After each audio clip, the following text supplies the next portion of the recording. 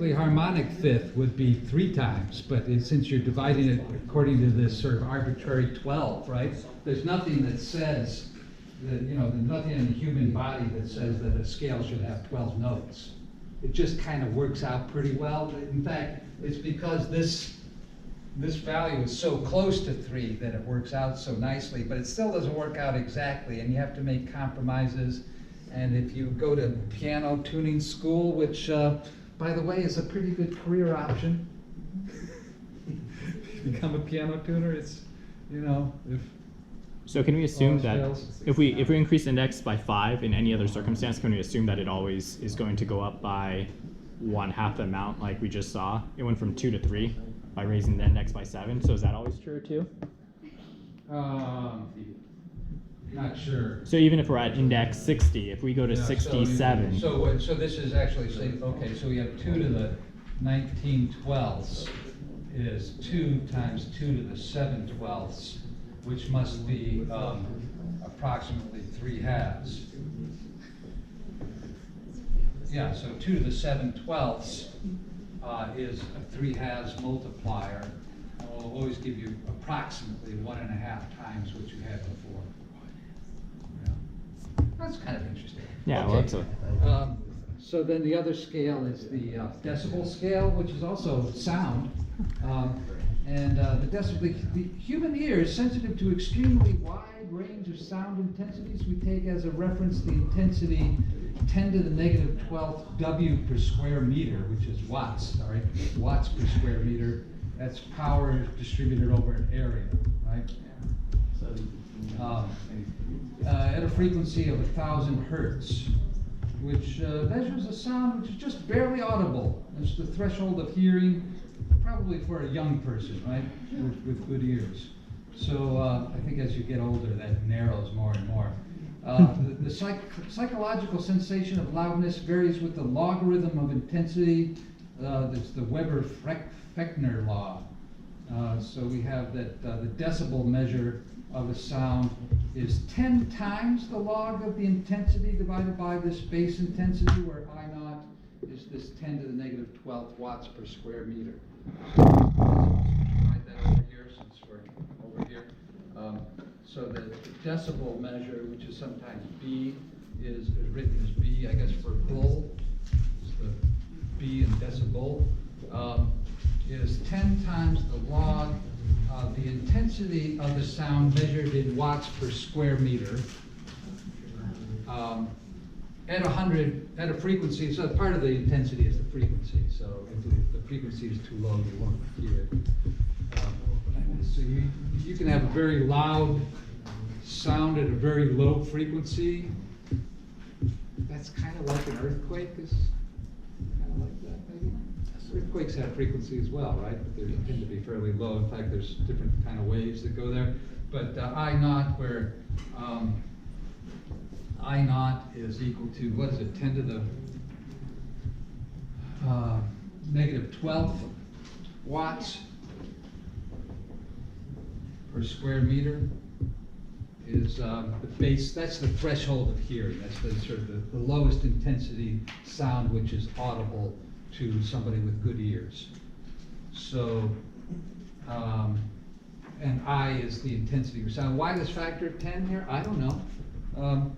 It's log base 10, so I just, add 1, right, to the exponent. Okay, so then we get into some applications, and we see a few exercises. So the pH reading in number 4, so let's go ahead and do number 4.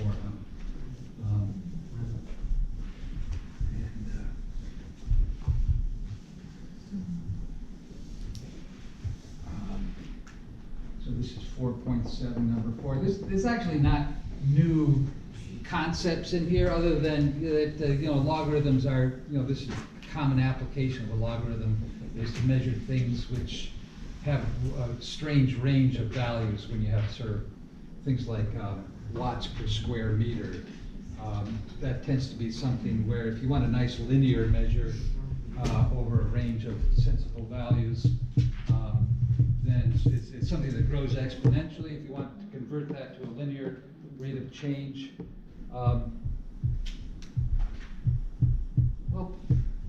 take a second to talk about that. So if you have an exponential function,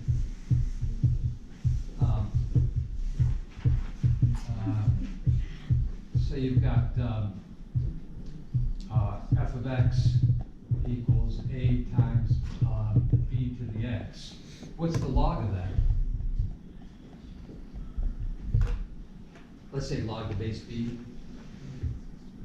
Well, substitute for f of x.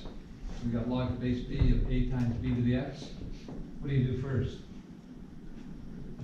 We want to expand this out using the property of logarithms. Just like, what's to do? You know, well, I want to expand this out. So what would I do first? Log of the product or the exponent? The product, right? That's the outer. I mean, if you're following the order of operations when you evaluate this thing, you would apply the exponent before you multiply, right? But we're trying to go backwards on that because we're taking the logarithm. So we're saying, what is this thing we're taking a log of? Is it an exponent applied to a base, or is it a product? And it's really just a product where one of the factors is an exponent applied to a base, right? So you first interpret this as log base b of a plus log base b of b to the x.